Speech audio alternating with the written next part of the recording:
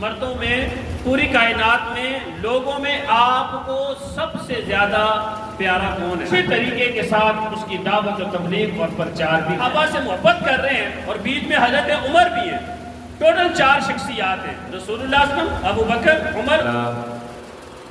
اشہد ان لا الہ الا اللہ وحدہ لا شریک لہ واشہد ان محمدا عبدہ ورسولہ اما بعد فإن خیر الحدیث کتاب اللہ وخیر الہدی ہدی محمد صلی اللہ علیہ وسلم وشر الأمور محدثاتها وكل محدثة بدعة وكل بدعة ضلالة وكل ضلالة في النار اللهم صل على محمد وعلى آل محمد كما صليت على إبراهيم وعلى آل إبراهيم إنك حميد مجيد اللهم بارك على محمد وعلى آل محمد كما باركت على إبراهيم وعلى آل إبراهيم إنك حميد مجيد رب اشرح لي صدري ويسر لي أمري واحلل عقدة من لساني يفقهوا قولي اللهم انفعنا بما علمتنا وعلمنا ما ينفعنا وزدنا علما قال الله تعالى في القرآن المجيد والفرقان الحميد فإن آمنوا بمثل ما آمنتم به فقد اهتدوا۔ ہر قسم کی حمد و ثنا اللہ تبارک و تعالیٰ کے لیے، بے شمار بے حساب درود و سلام امام الانبیاء سید الانبیاء خاتم الانبیاء احمد مصطفیٰ محمد مصطفیٰ صلی اللہ علیہ وآلہ وسلم کی ذات اقدس و مقدس۔ عزیز سامعین الکرام،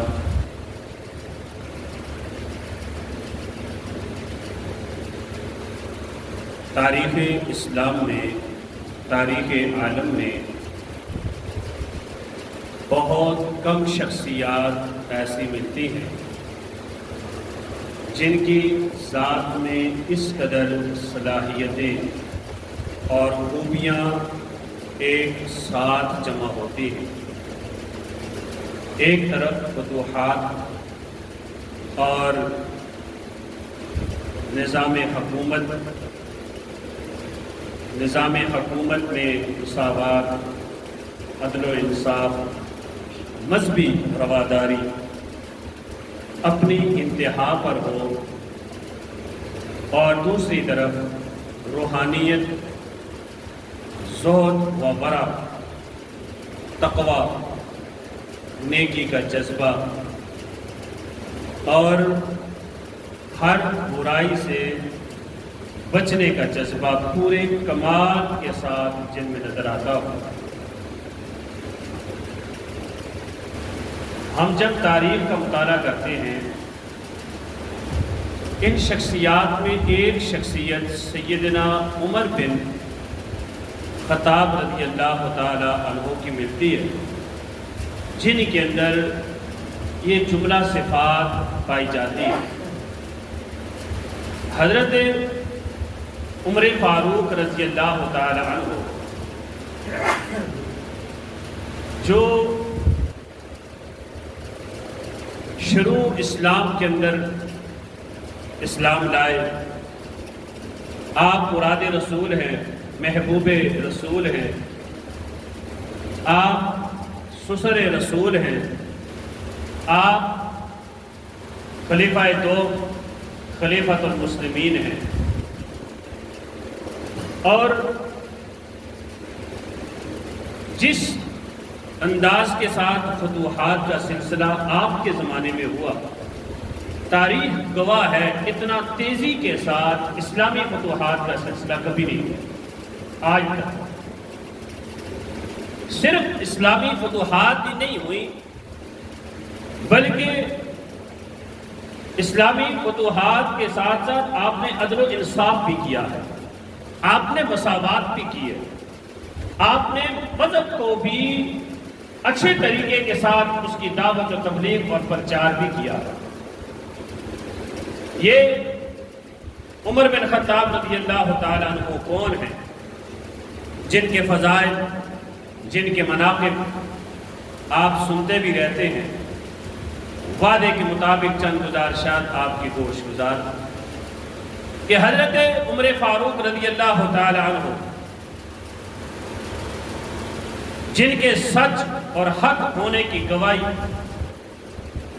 خود رسول اکرم صلی اللہ علیہ وسلم نے، اور جن کی ہر گفتگو سچ کے اوپر مبنی ہے، اور جن کا فیصلہ حق ہوتا ہے، اور جن کی بات حق ہوتی ہے، جن کا مشورہ حق ہوتا ہے، جن کا مشورہ قرآن بن کے اتر جاتا ہے۔ فرش پہ حضرت عمر بن خطاب رائے دیں اور عرش کے اوپر اللہ تبارک و تعالیٰ اس رائے کو قرآن کی آیت بنا کے اتار دے۔ یہ حضرت عمر بن خطاب رضی اللہ تعالیٰ کہ کبھی بھی آپ نے جھوٹ کا سہارا نہیں لیا، اپنوں کے خلاف ہو، غیروں کے خلاف ہو، سچی گواہی دینی ہے، سچی بات کرنی ہے، آپ کر گزرتے ہیں۔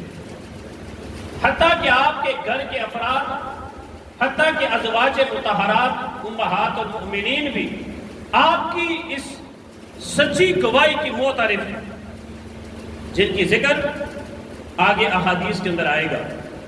اور آپ کی اسی سچائی کی وجہ سے مسند احمد کے اندر روایت ہے، رسول اکرم صلی اللہ علیہ وسلم بیان فرماتے ہیں، اور روایت کا نمبر 5145 ہے کہ لوگوں ان اللہ تعالی جعل الحق علی لسان عمر وقلبہ، کہ لوگوں اللہ تعالیٰ نے حضرت عمر بن خطاب رضی اللہ تعالیٰ عنہ کی زبان پر اور دل پر حق کو جاری کیا ہے۔ آپ کی زبان سے بھی حق نکلتا ہے، آپ کے دل میں بھی حق ہے۔ ایسے عمر ہے کہ جو عمر پیارے پیغمبر علیہ الصلوۃ والسلام کے محبوب ہیں، صحیح بخاری کے اندر حدیث ہے، 3662 نمبر روایت ہے، حضرت عمر بن عاص رضی اللہ تعالیٰ عنہ حدیث کے راوی ہیں، رسول اکرم صلی اللہ علیہ وسلم سے سوال پوچھتے ہیں، حضرت عمر بن عاص رضی اللہ تعالیٰ سوال پوچھتے ہیں، ای الناس احب الیک یا رسول اللہ صلی اللہ علیہ وسلم، اللہ کے رسول پوری کائنات میں، مردوں میں، پوری کائنات میں، لوگوں میں آپ کو سب سے زیادہ پیارا کون ہے؟ پوری کائنات کے اندر سب سے زیادہ پیارا کون ہے آپ کو؟ رسول اکرم صلی اللہ علیہ وسلم نے فرمایا عائشہ، میری بیوی حضرت عائشہ ہے۔ دوبارہ سوال پوچھا، وَمِنَ الرِّجَالِ، مردوں میں سے آپ کو سب سے زیادہ پیارا اور محبوب کون ہے؟ پیارے پیغمبر علیہ الصلوۃ والسلام فرماتے ہیں ابوہا، عائشہ کا باپ ابو بکر ہے۔ اور پھر عمر بن عاص رضی اللہ عنہ کہتے ہیں میں نے دوبارہ سوال پوچھا کہ ابو بکر کے بعد آپ کو زیادہ پیارا کون ہے؟ ثم علی، پھر کون پیارا ہے آپ کو؟ پیارے پیغمبر علیہ السلام نے فرمایا عمر، مجھے عمر ہے، فعد رجالا، اس کے بعد بھی آپ نے اور لوگوں کے ذکر کیے۔ لیکن آپ دیکھیں کہ آپ سب سے پہلے اپنی پیاری بیوی حضرت عائشہ کو محبوب بنا رہے ہیں، دوسرے نمبر پہ اپنے ساتھی لپوٹیے یار عمر بن حضرت ابو بکر صدیق کو آپ اپنا پیارا اور محبوب کہہ رہے ہیں، اور تیسرے نمبر پہ رسول اکرم صلی اللہ علیہ وسلم عمر بن خطاب رضی اللہ تعالیٰ عنہ کو اپنا پیارا اور محبوب کہہ رہے ہیں۔ اتنا پیار ہے، اتنی محبت ہے حضرت عمر بن خطاب رضی اللہ تعالیٰ عنہ کے ساتھ۔ وہ مشہور حدیث صحیح بخاری کی کہ آپ احد کے اوپر جاتے ہیں، پہاڑ کے اوپر، احد کے پہاڑ کے اوپر چڑھنے کے ساتھ ہی احد پہاڑ ہلنے لگا۔ المختصر اللہ کے رسول صلی اللہ علیہ وسلم اپنے صحابہ سے محبت کر رہے ہیں اور بیچ میں حضرت عمر بھی ہیں۔ ٹوٹل 4 شخصیات ہیں، رسول اللہ صلی اللہ علیہ وسلم، ابو بکر، عمر اور عثمان۔ میں احد تجھے پتہ نہیں تیرے اوپر کون کون ہے؟ ایک اللہ کا رسول ہے، ایک صدیق ہے، 2 شہید ہیں۔ شہید کون ہے؟ ایک عمر ہے، ایک عثمان ہے۔ یعنی تو ان کے اوپر چڑھنے کی وجہ سے تو نیچے سے ہلنے لگ گیا، ڈولنے لگ گیا۔ یہ بات سننی تھی، احد پہاڑ اپنی جگہ پہ ساکت ہو گیا۔ اور حضرت عمر بن خطاب رضی اللہ تعالیٰ عنہ، اتنی محبت رسول اکرم صلی اللہ علیہ وسلم کو حضرت عمر بن خطاب سے کہ پیارے پیغمبر علیہ السلام، جامع ترمذی کے اندر روایت ہے 3681 نمبر۔ ذرا غور کیجئے گا رسول اللہ کی محبت۔ ابھی تک عمر بن خطاب اسلام نہیں لائے، ابھی تک وہی کفر کی زندگی میں ہے، جہالت کی زندگی میں۔ اور ادھر رسول اللہ صلی اللہ علیہ وسلم کے دل کے اندر محبت ہے، تڑپ ہے۔ اور تڑپ بھی کیسی ہو نا، آپ کا اصل یار وہ ہے، آپ کے اصل آپ سے محبت کرنے والا وہ ہے جو آپ کی پیٹھ کے پیچھے آپ کے لیے دعا کرے، آپ کی صحت کی دعا کرے، آپ کی ہدایت کی دعا کرے، آپ کی بہتری کی دعا کرے۔ اصل یار تو وہ ہے نا۔ ایک فطرتی عمل ہے، مجھے اور آپ کو کوئی بتائے کہ قاری صاحب میں نے آپ کی پیٹھ کے پیچھے آپ کے لیے فلاں موقع میں بڑی دعائیں کی ہیں، کی نہیں کی وہ جانتا ہے، رب جانتا ہے۔ لیکن جب یہ بات بتلائی جائے تو دل میں کتنی محبت آتی ہے، یار میرے پیچھے بھی میرے لیے دعا کرتا ہے، میرے اوپر یہ پریشانی آئی اور اس نے میرے لیے دعا کی۔ دل میں قدر، دل میں عزت پیدا ہوتی ہے۔ اور حضرت عمر بن خطاب رضی اللہ عنہ ابھی کفر کی زندگی میں، ادھر رسول اکرم صلی اللہ علیہ وسلم تہجد کی نماز میں، اور ہاتھ اٹھا کے دعا کر رہے ہیں، صحابہ کے سامنے بھی دعائیں کر رہے ہیں، صحابہ کی غیر موجودگی میں بھی دعائیں کر رہے ہیں۔ کیا دعائیں کرتے ہیں؟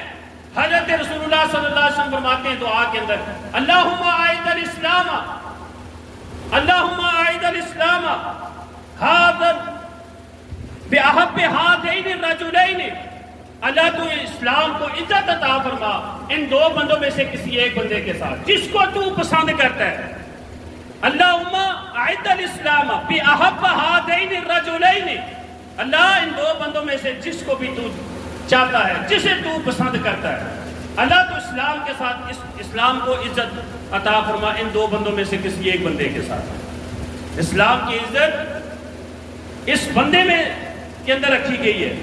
یعنی کون سا بندہ ہے؟ اللہ کے رسول صلی اللہ علیہ وسلم فرماتے ہیں بے ابی جہل او بے عمر بن الخطاب، یا ابو جہل کے ساتھ یا عمر بن خطاب کے ساتھ۔ اے اللہ تو ہدایت عطا فرما ابو جہل کو یا پھر عمر بن خطاب کو۔ اور اللہ تبارک و تعالی نے دونوں کی، اللہ کے رسول نے دعا کی نا، دونوں کے حق میں دعا کی۔ اللہ کے رسول نے جب ہاتھ اٹھائے تو اللہ تبارک و تعالی نے حضرت عمر بن خطاب کو ہدایت دے کے اسلام کو عزت سے نواز دیا۔ کیسے عزت سے نوازا؟ اللہ اکبر۔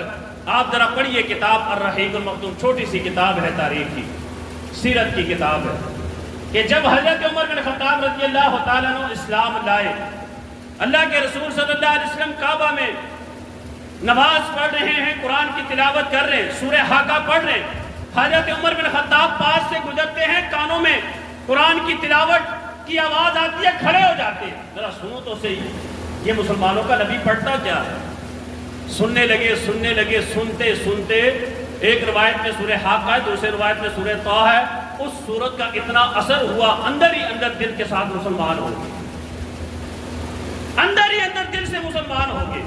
اور جب اسلام لایا، سرعام برملا قریش کی محفل میں جا کر، سرداروں کے سامنے جا کر اعلان کیا، لوگوں میں اسلام لا چکا ہوں۔ لوگوں نے مارا، پیٹا، دھکے دیے، آپ کو باندھا، گھسیٹا، لیکن حضرت عمر بن خطاب رضی اللہ تعالیٰ پہاڑ کی طرح جمے رہے، پہاڑ کی طرح ڈٹے رہے، اور ایسے ڈٹے رسول اکرم صلی اللہ علیہ وسلم اور صحابہ کرام اس سے پہلے چھپ چھپا کے اسلام کی دعوت دیتے، نماز اپنے گھروں کی چار دیواری میں چھپ کے پڑھتے. جب حضرت عمر بن خطاب کو پتہ چلا مسلمان دبے ہوئے ہیں اور قریش کا ڈر ہے کہ کہیں جا کے حرم میں ہم نے نماز پڑھی قریش ہمیں آ کے مارے نا، مشرکین ہمیں نقصان نہ پہنچائیں، حضرت عمر بن خطاب نے آ کے کہا اللہ کے رسول آئندہ کے بعد آپ چھپ کے نماز نہیں پڑھیں گے. کیوں نہیں چھپ کے نماز پڑھیں گے؟ عمر مسلمان ہو چکا ہے، عمر آپ کو عزت دلائے گا. عمر آپ کے سامنے ڈٹ کے کھڑا ہو جائے گا. آپ آئیے حرم میں سرعام نماز پڑھیے، چھپ کے نماز پڑھنے کی ضرورت نہیں ہے. اور اس دن سے لوگوں کو، اسلام کے شیدائیوں کو، مسلمانوں کو جینے کا ایک ڈھنگ آیا کہ اور ان کو ایک بات پتہ چلی کہ حضرت عمر کے لیے جو رسول اللہ دعا کیا کرتے تھے، آج اللہ تعالیٰ نے اس دعا کا اثر ہمارے لیے کیا دکھایا ہے کہ اس سے پہلے مسلمان مظلوم ہیں، اس سے پہلے مسلمان دبے ہوئے ہیں.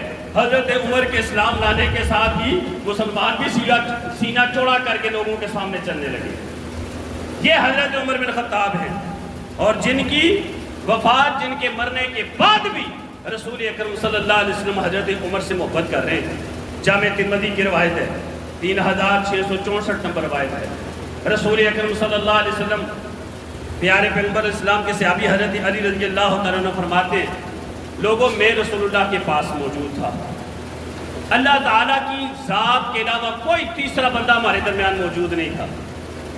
میں اور رسول اللہ اکیلے بیٹھے تھے اور اللہ کی ذات کے علاوہ ہمارے درمیان کوئی نہیں تھا. رسول اللہ صلی اللہ علیہ وسلم کی ہم آپس میں گفتگو کر رہے ہیں، اللہ کے رسول کی نگاہیں پڑی حضرت ابو بکر صدیق پہ اور حضرت عمر پہ. دونوں آ رہے ہیں ان دونوں کی طرف، ابو بکر بھی اور حضرت عمر بھی. رسول اللہ صلی اللہ علیہ وسلم حضرت ابو بکر کو اور حضرت عمر کو دیکھ کر کہتے ہیں، یہ بات جملہ کہتے ہیں، ہاتان سیدہ کہول اہل الجنہ من الاولین والآخرین الا النبیین والمرسلین. علی یہ جو دونوں آ رہے ہیں نا، ابو بکر اور عمر، یہ دونوں جنتی عمر رسیدہ لوگوں کے سردار ہوں گے، یہ بوڑھے لوگوں کے سردار ہوں گے جنت میں جا کے. یہ پہلے سے لے کے، یہ حضرت آدم علیہ السلام سے لے کے والآخرین، اور قیامت کے آخر تک جتنے بھی لوگ بوڑھے ہوں گے یہ بوڑھے لوگوں کے سردار ہوں گے، ابو بکر بھی اور حضرت عمر بھی. اور میں الا النبیین والمرسلین، نبیوں اور رسولوں کے نہیں ہوں گے. کیوں؟ نبیوں اور رسولوں کے اللہ کے رسول ہیں، سردار ہیں. باقی نبیوں اور رسولوں کو چھوڑ کر آدم علیہ السلام سے لے کر قیامت تک جتنے بھی بوڑھے لوگ ہوں گے، سارے بوڑھے لوگوں کے سردار حضرت ابو بکر صدیق اور حضرت عمر بن خطاب رضی اللہ تعالیٰ. کیسی محبت ہے!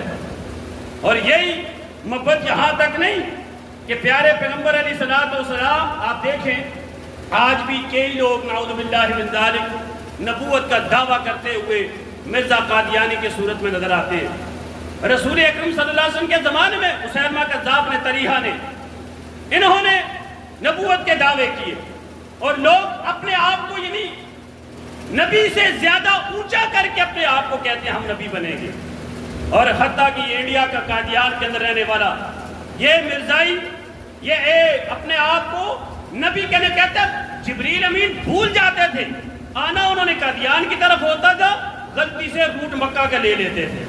نعوذ باللہ من ذالک. کہتا ہے قرآن میرے اوپر اترا ہے، اور اس کو یہ پتہ نہیں ہے کہ تو نبی بن ہی نہیں سکتا، نہ تیری شکل ہے نبی بننے والی. آنکھ سے کانا بھی کوئی نبی بنتا ہے، جو نبی ہو وہ آنکھ سے کانا بھی کبھی کوئی نبی بنتا ہے، اور نبی ہو تو نبی بنے گا کون؟ آپ دیکھیے یہ ہم مسلمانوں کا عقیدہ ہے. اللہ کے رسول صلی اللہ علیہ وسلم خاتم النبیین ہیں، آپ کے بعد کوئی نبی نہیں ہے. آپ کے بعد نہ نبی صلی اللہ علیہ وسلم کی موجودگی میں کسی نے دعویٰ کیا تو وہ بھی نبی نہیں. اللہ کے رسول کے بعد بھی کوئی نبی نہیں، آج بھی کوئی نبی نہیں، قیامت تک کوئی نبی نہیں. کیوں؟ رسول اکرم صلی اللہ علیہ وسلم انبیاء کے سلسلے کو ختم کر کے، خود اللہ کے رسول نے فرمایا کہ انا خاتم النبیین، میں نبیوں کے سلسلے کے کو ختم کرنے والا ہوں. اگر کوئی نبی ہوتا تو کون نبی ہوتا؟ لوگ سوال بھی پوچھتے ہیں، نبی ہوتا تو کس شخصیت کو یہ تاج پہنایا جاتا کہ اللہ تعالیٰ اس کے سر پہ نبوت کا تاج رکھتے؟ وہ اللہ کے رسول صلی اللہ علیہ وسلم کی حدیث سنیے، صحیح بخاری کے اندر 3686 نمبر روایت ہے اور میں لوگوں سن لو، لو کانا نبی بعدی لکان عمر ابن الخطاب، لوگوں اگر میرے بعد کوئی نبی ہوتا تو وہ صرف عمر بن خطاب کو اعزاز حاصل ہوتا کہ عمر بن خطاب نبی ہوتا۔ اس کا مطلب کہ حضرت رسول اللہ کے بعد پہلی بات ہے نبی ہے کوئی نہیں، جو نبوت کا دعویٰ کرے وہ جھوٹا ہے، اور نبی کوئی ہوتا تو عمر بن خطاب ہوتے۔ عمر بن خطاب نے یہ اعزاز پانے کے بعد بھی نبوت کا دعویٰ نہیں کیا ہے کہ میں نبی ہوں۔ کیوں؟ ان کو پتا تھا اللہ کے رسول نے نبی ہونا، خاتم النبیین کہہ کے نبیوں کے سلسلے کو بند کر دیا ہے۔ اللہ تبارک و تعالی نے قرآن کے اندر سورہ احزاب کے اندر آیتیں اتار کے نبوت کے سلسلے کو بند کر دیا ہے کہ کوئی شخص بھی اللہ کے رسول کے بعد نبی نہیں ہو سکتا۔ اگر یہ اعزاز کسی کو حاصل ہوتا تو کسے؟ حضرت عمر بن خطاب کو حاصل ہوتا۔ اور مزید آپ دیکھیے سعد ابن ابی وقاص رضی اللہ تعالیٰ عنہ، بڑی پیاری روایت ہے، پیارے پیغمبر علیہ السلام کے صحابی، صحیح بخاری کے اندر حدیث موجود ہے 3683 نمبر روایت میں کہتے ہیں حضرت عمر بن خطاب رضی اللہ تعالیٰ عنہ نے نبی کریم صلی اللہ علیہ وسلم کے پاس آنے کی اجازت طلب کی۔ اللہ اکبر! جس وقت حضرت عمر بن خطاب آئے نبی صلی اللہ علیہ وسلم کے پاس، قریش کی چند عورتیں جن میں امہات المومنین بھی شامل تھیں، نبی صلی اللہ علیہ وسلم کی بیویاں بھی شامل تھیں، وہ رسول اللہ صلی اللہ علیہ وسلم کے پاس بیٹھی باتیں کر رہی ہیں۔ یہ عورتوں کی محفل ہے، اللہ کے رسول بیٹھے ہیں بیویوں کے ساتھ باتیں کر رہی ہیں، باتیں بھی ایسے کہ رسول اللہ کی آواز نیچی ہے، عورتوں کی آواز اونچی ہے، شور ڈال رہی ہیں، اونچی آواز بلند کیے ہوئے، اور اپنا نان نفقہ مانگ رہی ہیں، مجھے ایسا کھانا چاہیے، مجھے ایسے کپڑے چاہیے، جس طرح گھر میں عورتوں کی، خواتین کی، بیویوں کی بالخصوص ڈیمانڈیں ہوتی ہیں۔ لڑ بھی پڑتی ہے خاوند سے، اونچا بھی بول جاتی ہے، بدتمیزی بھی کر جاتی ہے، لیکن یہ ازواج رسول امہات المومنین ہیں، انہوں نے بدتمیزی کوئی نہیں کی، نعوذ باللہ من ذالک، صرف اپنے گھر کے جائز باتیں، نان نفقہ مانگ رہی ہیں، باتیں ہو رہی ہیں۔ یہ باتیں ہوئی، باہر سے دستک ہوئی دروازے پہ، آنے والا آیا تو دیکھا حضرت عمر بن خطاب ہے۔ امہات المومنین کو پتا چلا عمر بن خطاب ہے، ساری اٹھی اور دوڑی دوڑی جا کے اپنے گھر کے پردوں کے پیچھے چھپ گئی، چار دیواریوں کے پیچھے چھپ گئی، اور جیسے اللہ کے رسول نے دیکھا نا کہ عمر کی وجہ سے میری بیویاں اٹھ کے بھاگ گئی ہیں، یہ عورتیں اٹھ کے چلی گئی ہیں، پیارے پیغمبر علیہ السلام مسکرانے لگے۔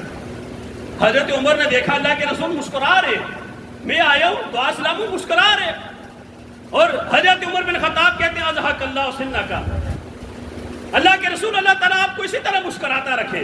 مسکرانے کی وجہ کیا ہے؟ کہا عمر جب تو آئے نا، یہ امہات المومنین، یہ میری بیویاں تیرے سے ڈر کے اٹھ کے بھاگ گئی ہیں، پہلے میرے پاس بیٹھی تھی، شور ڈال رہی تھی، اپنا نان نفقہ مانگ رہی تھی، جیسے ہی تجھے دیکھا انہوں نے یہ اٹھ کے تیرے ڈر کی وجہ سے بھاگ گئی ہیں۔ حضرت عمر بن خطاب کہنے لگے اللہ کے رسول میرے سے ڈر، آپ سے کیوں نہیں ڈری؟ یہ تو زیادہ حق ہے آپ سے ڈرے، میرے سے کیوں نہیں ڈرتی؟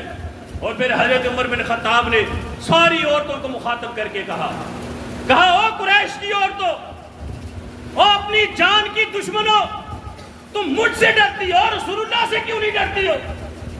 جتنا تم مجھ سے ڈرتی ہو اسی طرح رسول اللہ سے بھی ڈرا کرو۔ اور پھر آگے سے قریش کی عورتوں نے کہا ہاں عمر، ہمیں تجھ سے زیادہ ڈر لگتا ہے، کیوں عمر ہمیں پتا ہے تو اپنے معاملات میں بڑا سخت ہے، تو جس بات پہ سختی کرتا ہے تو سختی کرتا ہے، تو پھر نرمی نہیں دکھاتا، تو بڑا سخت ہے۔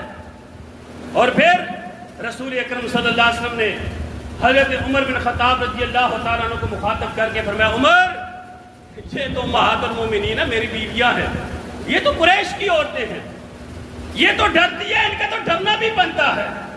عمر سن ذرا، تو جس گلی سے گزرتا ہے اس گلی کے سامنے اگر شیطان ہو، تیرے گزرنے کی وجہ سے شیطان راستہ بدل دیتا ہے، تیرے سے تو شیطان ڈرتا ہے، تیرے سامنے تو کسی کو کھڑے ہونے کی ہمت نہیں ہے، تیرے سامنے کسی کا مقابلہ کرنے کی ہمت نہیں ہے۔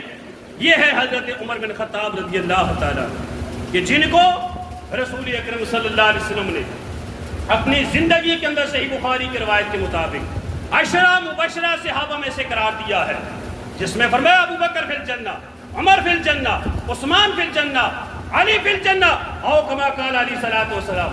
لوگوں سنو، میرے یہ 10 صحابہ جنتی ہیں، اور جن 10 صحابہ میں حضرت عمر بن خطاب کا بھی آپ نے نام لے کے کہا عمر بھی جنتی ہے، اور یہ حضرت عمر بن خطاب ہیں کہ جو حضرت ابو بکر صدیق رضی اللہ تعالیٰ عنہ کی وفات کے بعد صحابہ کے متفقہ فیصلے کے مطابق آپ لوگوں کے خلیفہ بنے، امیر بنے، حاکم بنے ہیں، اور ایسی حکمرانی کی ہے کہ عدل و انصاف اگر آپ نے پڑھنا ہے تو حضرت عمر بن خطاب کے 10 سالہ دور خلافت کو پڑھیے۔ اگر آپ نے مذہبی رواداری کا موضوع پڑھنا ہے حضرت عمر بن خطاب کی 10 سالہ دور خلافت کی سیرت کو پڑھیے۔ اگر آپ نے اپنی بیویوں کے ساتھ محبت اور پیار اور بیویوں کے ساتھ انصاف کو پڑھنا ہے تو حضرت عمر بن خطاب کی سیرت کو 10 سالہ دور خلافت کی سیرت کو پڑھیے۔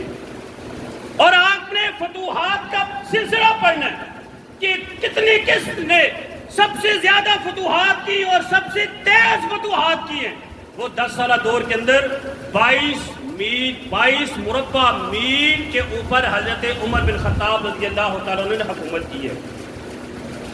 اور حضرت عمر بن خطاب رضی اللہ تعالیٰ عنہ کے بارے میں تاریخ گواہ ہے کہ آپ نے اپنے 10 سالہ دور کے اندر جنگیں بہت کم کی ہیں۔ یہ بھی مزے کی بات بتاؤں، لڑائیاں آپ نے نہیں کی ہیں، لوگ آپ کے روب کی وجہ سے ہی کفر کو چھوڑ کے اسلام میں آ جاتے ہیں۔ صحابہ کو بھیجتے، قافلے بھیجتے، جاؤ فلاں کی طرف، فلاں علاقے کی طرف، فلاں علاقے کی طرف، یہ لوگ جا کے اعلان کرتے لوگوں ہم حضرت عمر کی طرف سے آئے ہیں۔ کون عمر؟ لوگ عمر کو جانتے تھے، اچھا وہ عمر کہ جس سے شیطان بھاگ جاتا ہے، دیکھتے ہی لوگ حضرت عمر کے روب اور دبدبہ کی وجہ سے ہی تلواریں اٹھانا تو کیا تلواریں گرا کے حضرت عمر کے قافلے میں شریک ہو جاتے تھے۔ اس لیے حضرت عمر نے جنگیں بہت کم کی ہیں، بہت کم کافروں کی انہوں نے گردنیں اڑائی ہیں، لیکن تاریخ گواہ ہے کہ 10 سالہ دور خلافت کے اندر آپ نے اتنی حکومت کی اور اتنے عدل و انصاف کے ساتھ اور اتنے ایمانداری کے ساتھ کی ہے، آج تک کسی نے بھی اتنی مذہبی رواداری اور عدل و انصاف کے ساتھ حکومت نہیں کی۔ ایک وقت وہ بھی آتا ہے کہ حضرت عمر بن خطاب رضی اللہ تعالیٰ عنہ کے دنیا سے جانے کا وقت بھی ہے۔ حضرت عمر بن میمون تابعی ہیں رحمۃ اللہ علیہ، صحیح بخاری کے اندر روایت موجود ہے، 3700 نمبر روایت کا ہے کہ حضرت عمر بن میمون رحمۃ اللہ علیہ فرماتے آپ کی وفات کے بعد، آپ کی شہادت کے بعد یہ واقعہ سناتے ہیں۔ لوگوں میں اس وقت صبح فجر کی نماز میں موجود تھا، جس نماز میں حضرت عمر بن خطاب کے اوپر حملہ کیا گیا۔ کہتے ہیں عمر بن خطاب رضی اللہ تعالیٰ عنہ کا معمول ہوتا تھا، آپ مصلی پہ کھڑے ہوتے، صحابہ کی صفیں سیدھی کرتے، اقامت ہو جاتی، اس وقت تک تکبیر تحریمہ نہیں کہتے تھے جب تک پیچھے سارے صحابہ کی صفوں کو سیدھا نہیں کرتے تھے۔ ایک ایک صف کے اندر چکر لگاتے کہ صحابہ کی صفیں غلط تو نہیں ہیں، صفوں کے بیچ میں خلا تو نہیں ہے، کسی کا سینہ بہت باہر تو نہیں نکلا ہوا، کوئی سب سے پیچھے تو نہیں کھڑا ہے، پاؤں کے ساتھ پاؤں ملے ہیں یا نہیں، کندھے کے ساتھ کندھا ملا ہے یا نہیں۔ اور اس صبح بھی حضرت عمر بن خطاب اسی طرح معمول کے مطابق اقامت ہوئی، مصلی پہ جانے سے پہلے پوری مسجد کی صفیں درست کرنے کے بعد مصلی کے اوپر آئے، اور آپ اکثر فجر کی نماز میں سورہ یوسف اور سورہ نحل کی تلاوت کیا کرتے تھے تاکہ جو کوئی پیچھے رہنے والا ہو، لیٹ آنے والا ہو، وہ بھی نماز میں شریک ہو جائے۔ اور اس صبح آپ نے جیسے ہی تکبیر اولیٰ کہی، نماز شروع کی، اللہ اکبر کہی، تھوڑی دیر کے بعد حضرت عمر بن خطاب رضی اللہ تعالی عنہ کے زبان اقدس سے یہ جملے نکلے کہ مجھے قتل کر دیا گیا ہے، یا یوں کہا کہ مجھے کتے نے کاٹ لیا ہے۔ اور حضرت عمر بن میمون کہتے ہیں میں حضرت عبداللہ بن عباس کے ساتھ پہلی صف میں بالکل عمر کے پیچھے کھڑے تھے، پہلی صف میں ہم بالکل کھڑے تھے۔ حضرت عمر بن میمون کہتے ہیں یہ سارا واقعہ میں اپنی آنکھوں سے دیکھ رہا تھا، اور ہم نے دیکھا کہ صفوں میں سے ایک شخص نکلا جس کا نام تھا ابو لولو فیروز مجوسی، اور جو ایران سے آیا تھا، جو مغیرہ بن شعبہ کا غلام تھا، اس نے اپنی قمیض کے نیچے خنجر چھپا کے رکھا ہوا تھا، حضرت عمر کے پیٹ کے اندر اس نے وار کیے، زخمی کر دیا۔ حضرت عمر رضی اللہ تعالیٰ عنہ کی زبان سے یہ نکلے مجھے کتے نے کاٹ دیا ہے، یا کہا مجھے کسی نے قتل کر دیا ہے، دونوں جملوں میں سے ایک جملہ کہا۔ اور پھر یہ ابو لولو فیروز مجوسی پہلی صف میں اپنے ہاتھ میں خنجر لیے ہوئے اس نے پیچھے بھاگنے کی کوشش کی، اس نے 13 صحابہ کرام کو شہید کیا، 13 لوگوں کا اس نے زخمی کیا، جن میں سے 7 لوگ وہیں پہ شہید ہو گئے تھے۔ اور پھر ایک حتان نامی شخص نے جب دیکھا کہ یہ اس کے پاس خنجر ہے اور جدھر جا رہا ہے جاتے جاتے لوگوں کو زخمی کرتے جا رہا ہے، ان کے پاس چادر تھی، انہوں نے اپنی چادر اٹھائی، نماز کے دوران ہی ابو لولو فیروز کے اوپر چادر ڈال کے اس کو پکڑ لیا۔ اور جب اس فیروز مجوسی نے دیکھا کہ اب میں پکڑا گیا ہوں اور مجھے اب کوئی چھٹکارا نہیں ہے، بھاگنے کا راستہ بھی کوئی نہیں ہے، حتان نے مجھے پکڑ لیا ہے، اس نے اپنے ہی ہاتھ سے اسی خنجر کے ساتھ اپنا گلا کاٹ کے بھی خود بھی مردار ہو گیا۔ اور سارے لوگ جو اگلی صفوں میں کھڑے تھے ان کو تو واقعے کا پتہ تھا واقعہ کیا ہو چکا ہے، جو پچھلی صفوں والے لوگ تھے ان کو تو معلوم نہیں تھا آگے کیا ہو رہا ہے، اور لوگوں کو حضرت عمر بن خطاب کی قرات کی آواز نہیں آئی۔ لوگ پیچھے والے یہ سمجھنے لگے امام صاحب بھول گئے، آج ہو سکتا ہے عمر بن خطاب تلاوت کرنا بھول گئے، قرات کرنا بھول گئے، فجر کی نماز ہے قرات ہونی ہے، ابھی تک قرات شروع نہیں ہوئی۔ پچھلے لوگ سارے سبحان اللہ کہہ رہے تھے کہ ابھی تک امام صاحب نے قرات نہیں شروع کی۔ یہ ایک لقمہ ہے، طریقہ ہے امام صاحب کو بتلانے کا، امام صاحب اگر کوئی غلطی کر دے تو۔ پچھلے لوگوں نے سمجھا امام صاحب کو پتہ نہیں سبحان اللہ کہہ رہے، اور حضرت عمر بن خطاب رضی اللہ تعالیٰ عنہ اسی زخمی حالت میں اپنے آپ کو سنبھالا اور پیچھے مڑ کے حضرت عبد الرحمن بن عوف کو پکڑ کے اپنے مصلی پہ کھڑا کیا۔ عبد الرحمن بن عوف نے موقع کی نزاکت کو جانتے ہوئے مختصر نماز پڑھائی، اور اس کے بعد سارے صحابہ کرام سارے لوگ عمر بن خطاب کے ساتھ آپ کے ساتھ ہیں۔ اور وہیں پہ حضرت عمر بن خطاب نے عبداللہ بن عباس سے کہا کہ عبداللہ ابن عباس رضی اللہ تعالی عنہما ذرا دیکھنا، ذرا دیکھ کے تو آؤ مجھے مارا کس نے ہے، مجھے زخمی کس نے کیا ہے۔ اللہ اکبر، بڑے پیارے جملے حضرت عمر بن خطاب۔ کہا ابن عباس ذرا جاؤ دیکھ کے مجھے مارا کس نے ہے۔ ابن عباس تحقیق کر کے کہا کہ آپ کو ایک غلام نے مارا ہے۔ کس غلام نے مارا ہے، کس کا غلام ہے؟ ابن عباس نے کہا یہ مغیرہ بن شعبہ کا غلام ہے۔ اچھا یہ وہی ہے جو اجمی ہے، ایران سے آیا ہے؟ ہاں یہ وہی ہے، اجمی ہے۔ کہا یہ تمہیں اور تمہارے باپ کو زیادہ شوق تھا اجمی غلاموں کو یہاں پہ لایا جائے۔ کہا آپ کے ہیں تو ہم اجمی غلاموں کو یہاں سے نکال دیں۔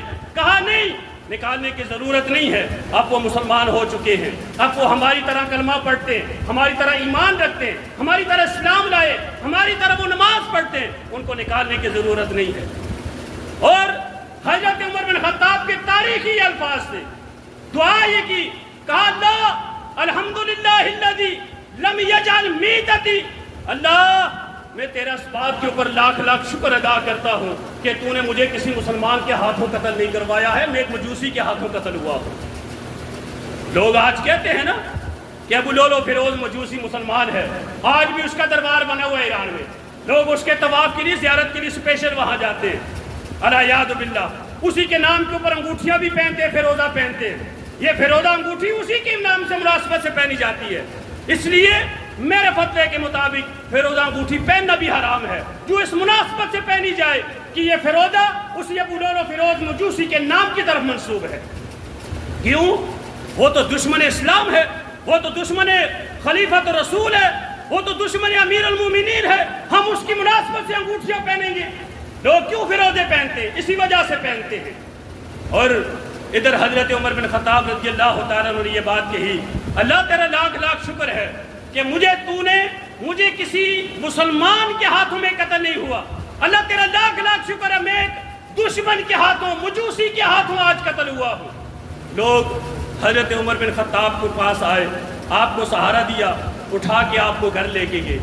حضرت عمر بن محمون رضی رحمۃ اللہ علیہ کہتے ہیں کہ آپ اتنے زخمی تھے، آپ کے پیٹ سے اندر کی آنتیں ساری باہر آئی ہوئی تھی، اور ہم جتنا کوشش کرتے ہیں آپ کے پیٹ کو ٹھیک کرنے کی، وہ آتے پھر باہر آ جاتی، کیونکہ اس نے خنجر ہی پیٹ میں مارے تھے، اور آپ کو کھجور کا پانی نکال کے دیا گیا۔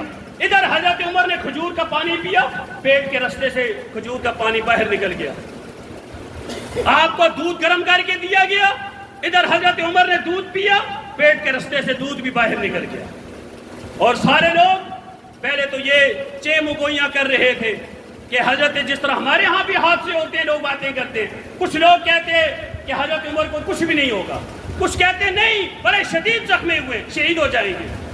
اور جب سب لوگوں نے دیکھا کہ آپ نے کھجور کا پانی پیا، پیٹ سے نکل گیا، دودھ پیا، پیٹ سے نکل گیا، سب نے یقین کر لیا اب حضرت عمر بچیں گے نہیں، کیوں کھانے پینے کی چیز کوئی اندر ٹک نہیں رہی، اب یہ بچیں گے نہیں، یہ ضرور شہید ہو جائیں گے۔ اور اس کے بعد حضرت عمر بن خطاب رضی اللہ تعالیٰ عنہ کے پاس ایک نوجوان آیا، اس نے کہا امیر المومنین خوش ہو جائیے۔ کس بات کی خوشخبری دے رہا ہے؟ کہا امیر المومنین خوش ہو جائیے، آپ اللہ کے رسول کی مراد ہیں، آپ اللہ کے رسول کی دعا ہیں، آپ پہلے اسلام لانے والوں میں سے ہیں، آپ خلیفۃ المسلمین بھی ہیں، آج اللہ تعالیٰ آپ کو شہادت کے مرتبے بھی لے کے جائے گا، آپ خوش ہو جائیے۔ امیر المومنین کہا اللہ تیرا لاکھ لاکھ شکر ہے، ہاں میں اس بات پہ بڑا خوش ہوں کہ میں آج شہید ہو جاؤں گا۔ اور پھر اس کے بعد جب وہ جانے لگا، دیکھا اس کی شلوار، ذرا دیکھیے گا حضرت عمر کے تقوی کا ذرا اندازہ لگائیے گا۔ حضرت عمر رضی اللہ تعالیٰ نے جب دیکھا وہ جانے لگا اور اس کی شلوار اس کے ٹخنوں پہ پڑی ہے، پاؤں نظر نہیں آ رہے، کہا ذرا بلاؤ اسے۔ پاس آیا، کہا مجھے سمجھانے والے اپنی بھی اصلاح کر دے، تیری شلوار ٹخنوں کے اوپر پڑی ہے، یہ شلوار ٹخنوں سے اوپر کر، تیرے لیے دو فائدے ہیں، ایک تو تیرے کپڑے خراب نہیں ہوں گے، دوسرا تیرے اندر تقوی کی علامت آ جائے گی۔ اللہ اکبر، پیٹ سے آتے باہر نکلی ہے، لیکن لوگوں کو نصیحت پھر بھی کی جا رہی ہے، تقوی پھر بھی سمجھایا جا رہا ہے، شلوار سے ٹخنے ننگے کرنا پھر بھی سمجھایا جا رہا ہے، لیکن ہمارے مردوں کو شلوار ٹخنوں سے اوپر کرنے کی کوئی جرت نہیں ہے۔ یہ بھی افسوس کا مقام ہے۔ اور حضرت عمر بن خطاب رضی اللہ تعالیٰ عنہ اس کو نصیحت کی۔ پھر اس کے بعد حضرت اپنے بیٹے حضرت عبداللہ بن عمر سے مخاطب ہوئے رضی اللہ تعالیٰ عنہ، کہا بیٹا جاؤ، جا کر دیکھ کے آؤ میرے اوپر قرضہ کتنا چڑھا ہوا ہے۔ اللہ اکبر، وقت کے خلیفہ ہیں، کہا جاؤ دیکھے میرے اوپر قرضہ کتنا چڑھا ہے۔ جب دیکھ کے آئے تو بیٹے نے کہا کہ ابا جی آپ کے اوپر 86,000 قرضہ چڑھا ہوا ہے، آپ کے اوپر 86,000 درہم کے برابر قرض ہے۔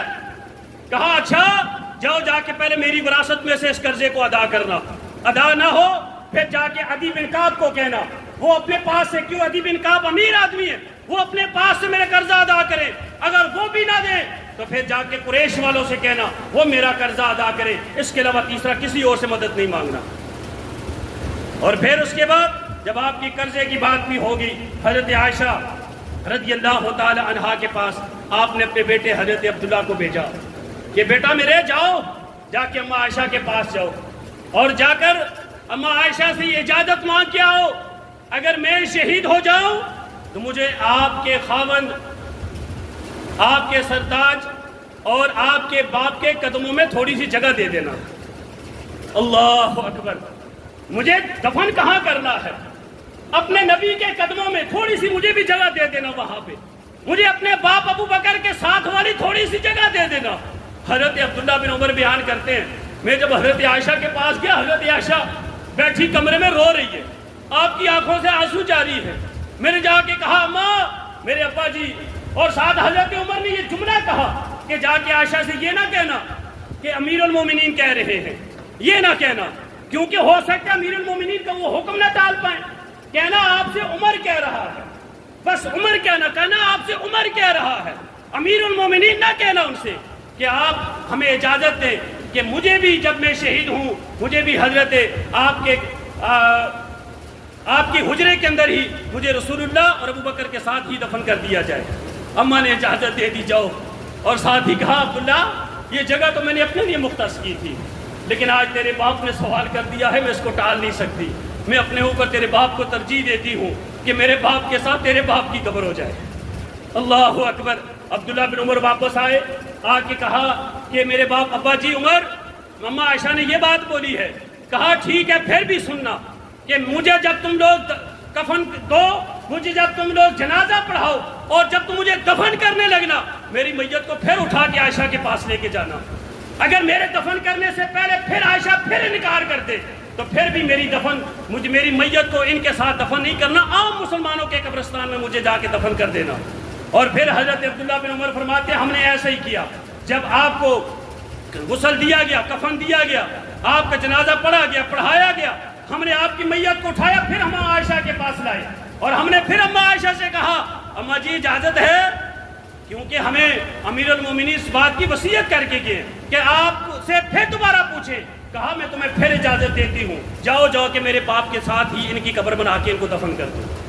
اور حضرت صہیب رومی رضی اللہ تعالی عنہ نے رسول اللہ صلی اللہ علیہ وسلم کے اس پیارے صحابی خلیفۃ الدوم عمر بن خطاب رضی اللہ تعالی عنہ کا جنازہ پڑھایا. 25 یا 26 ذی الحجہ کو آپ کے اوپر یہ قاتلانہ حملہ ہوا اور 3 دن آپ اسی بیماری کے اندر رہے. یکم محرم الحرام کو آپ شہادت کے رتبے کے اوپر فائز ہوئے. انا للہ و انا الیہ راجعون. اللہ حضرت عمر رضی اللہ تعالیٰ عنہ کی شہادت کو قبول فرمائے. اللہ ان کی شہادت سے ہمیں بھی سبق حاصل کرنے کی توفیق عطا فرمائے. اللہ ان کی زندگیوں سے ہمیں عبرت حاصل کرنے کی, سبق حاصل کرنے کی توفیق عطا فرمائے. اللہ ان جیسا ایمان ہمیں عطا فرمائے, ان جیسا عدل و انصاف ہمیں عطا فرمائے, ان جیسی ذہنیت اور ان جیسی اللہ تبارک و تعالیٰ قلب سلیم ہمیں عطا فرمائے, اور ان جیسے ان کی طرح ہی اللہ تعالیٰ ہمیں اپنی زندگیاں گزارنے کی توفیق عطا فرمائے.